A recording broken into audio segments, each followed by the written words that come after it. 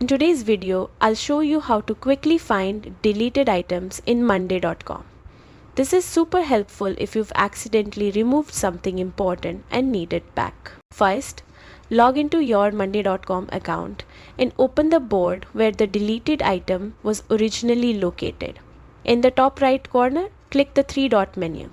From the drop-down, hover over View, Archive and Trash, then select Trash. Here, you will see all the items that were deleted from this board.